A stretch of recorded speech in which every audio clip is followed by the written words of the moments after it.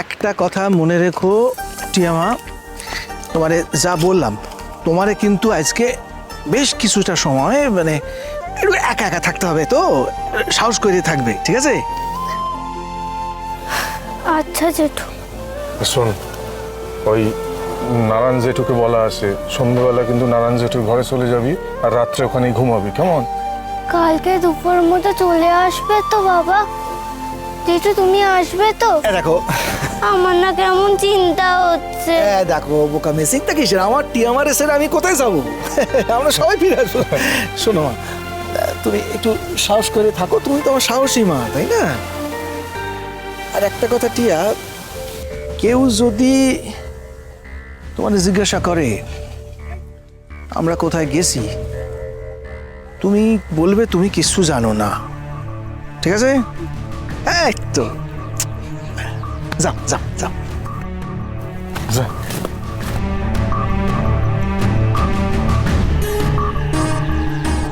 বলাই, আমি ব্যাংকের কাজগুলো সারবো, ওখানে একটু সময় লাগবে তো সব কিছু করতে। আর এর মধ্যে ওইখানে আমার একবার যেতে হবে যেখানে পেন ড্রাইভটা আছে। যদি পেন ড্রাইভটা কেউ চুরি না করে থাকে তাহলে ওটা ওখানেই আছে এবং সেটা আমরা পেয়ে যাব। ওটা আমার পেতেই হবে, কেমন? ঠিক আছে দাদা। আর আমাকে ওই স্যারের কাছে রিপোর্টটা জমা দেওয়ার আছে, আমি এর মাঝে আমি করে নেব। ঠিক আছে ঠিক আছে, এখানে দাঁড়িয়ে আর এসব কথাবার্তা নয়, চলো পাশালো পাশালো, আসো। আরে এই তো কি গো কানাই মাস্টার, দু ভাই মিলে কোথাও যাচ্ছে নাকি? যাচ্ছি মানে একটু শহরে কাজ আছে আর কি। আচ্ছা, এবার কিন্তু ভোটের ক্যাম্পেইন শুরু করতে হবে কানাই মাস্টার। তার জন্য কিন্তু অনেক খরচাপাতি আছে। এই চাঁদা তোলা, মিটিং করা, তো এগুলো কবে থেকে শুরু করবে? হ্যাঁ, এই তো এই টাকা পয়সা জোগাড়ের জন্যই তো শহরে যাচ্ছি। হ্যাঁ, দেখি কত দূর কি করতে পারি। তবে তোমাদের সঙ্গে কাল সন্ধ্যাবেলা কথা হবে, আমরা সবাইকে নিয়ে বসে মিটিং টিটিং করবো। হ্যাঁ,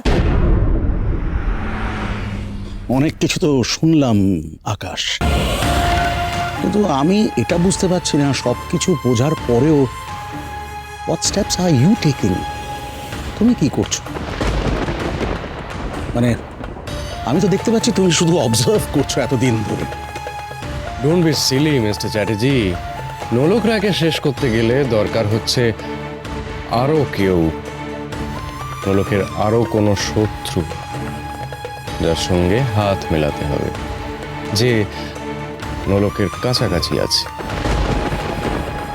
সোজা কথা মিস্টার চ্যাটার্জি, আপনার মেয়ে রোহিণীর রিপ্লেসমেন্ট চাই,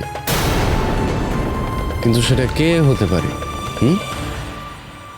কে হতে পারে? কে হতে পারে? Think think mister Chatterjee, think. কে হতে পারে? অগ্নি? তাহলে চলো নারায়ণ, ওনাদের আর আটকাবো না, কালকেই কথা হবে। না না না না না, তোমার সঙ্গে একটু আমার দরকারি কথা আছে, তোমরা এগো গো। যাচ্ছি পরে। নারায়ণ, ক্যাম্পেইন, সভা সন্ধি, টাকা জোগাড় করা সব হবে, কিন্তু আমার কিছু জোয়ান ছেলেপুলে চাই, যাকে বলে ইয়ং ব্লাড, বুঝেছো? এই গ্রামে যেভাবে এখনো 2-3 জন করে মানুষ নিখোঁজ হয়ে যাচ্ছে, আমি এইসব ছেলেপুলেদের চিনি যারা এইসবের বিরুদ্ধে লড়তে চায়, তাদেরকে আমার চাই। তুমি আবার ওদের জোটাতে চাইছো কানাই মাস্টার?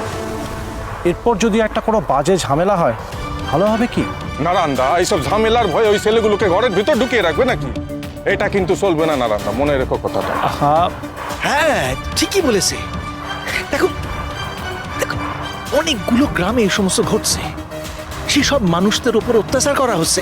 একটা গ্রামে যদি আমরা একটা উদাহরণ তৈরি করতে পারি না, সবাই শিক্ষা পেয়ে যাবে, সবাই রুখে দাঁড়াবে। আর একটা কথা মনে রেখো নারা, তুমি বড় ভালো মানুষ, তোমার শির দ্বারা আছে, তোমার পেছিয়ে গেলে চলবে না, তোমারে আমার চাই। যাও।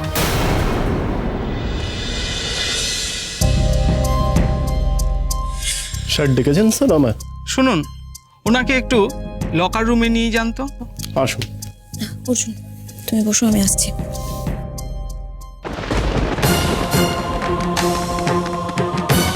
এই পেন ড্রাইভটা উকিলবাবু নিজের লকারে রেখেছিল। তার মানে এখানে কিছু না কিছু কনফিডেন্সিয়াল রয়েছে। এবার চেক করি।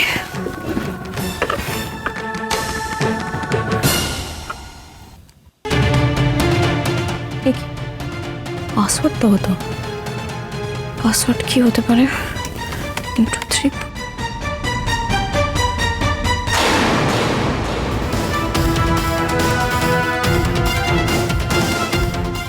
উকিল বাবু,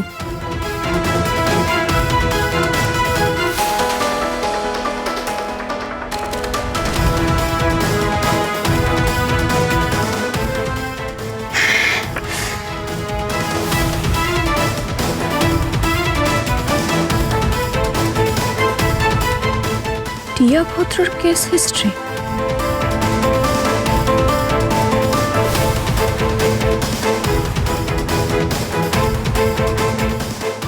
হ্যাঁ অর্জুন, তুমি এক্ষুনি আমার চেম্বারে এসো।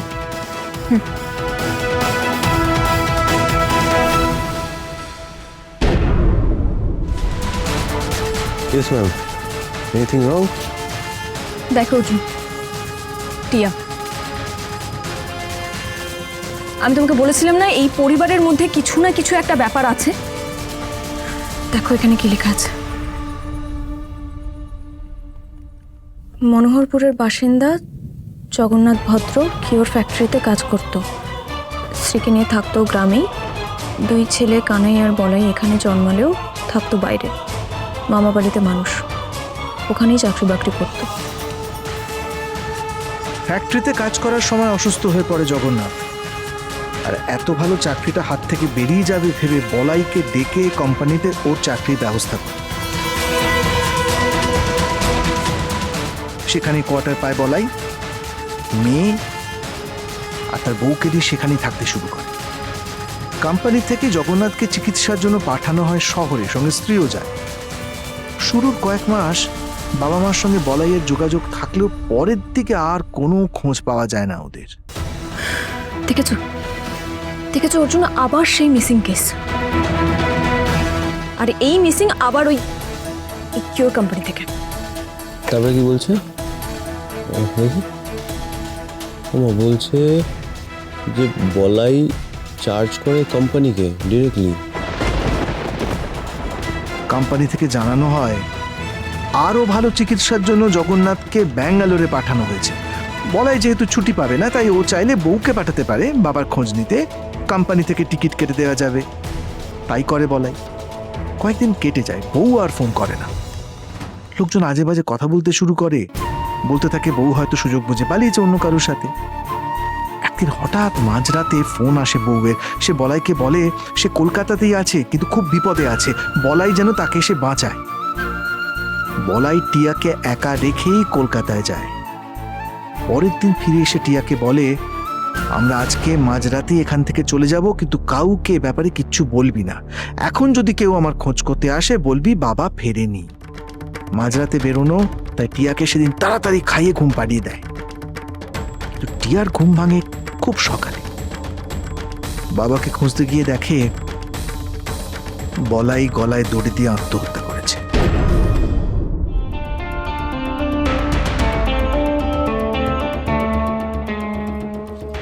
Excuse me sir. কি ব্যাপার? 5 মিনিট কথা ছিল আপনার সাথে। একটা হেল্প চাই স্যার আপনার।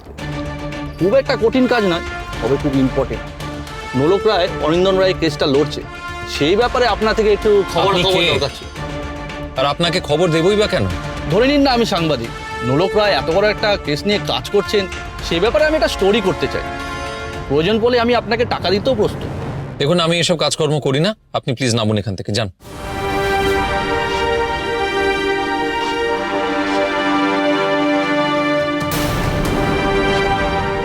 আপনার ব্রিফকেসটা? কার্ডটা রাখুন। আমার কথা ভেবে দেখলে কাজটা করতে ইচ্ছে করলে দরকার তো হবেই আমাকে। একটা ফোন করে নেবেন, আর এই ব্রিফকেসটা আপনার।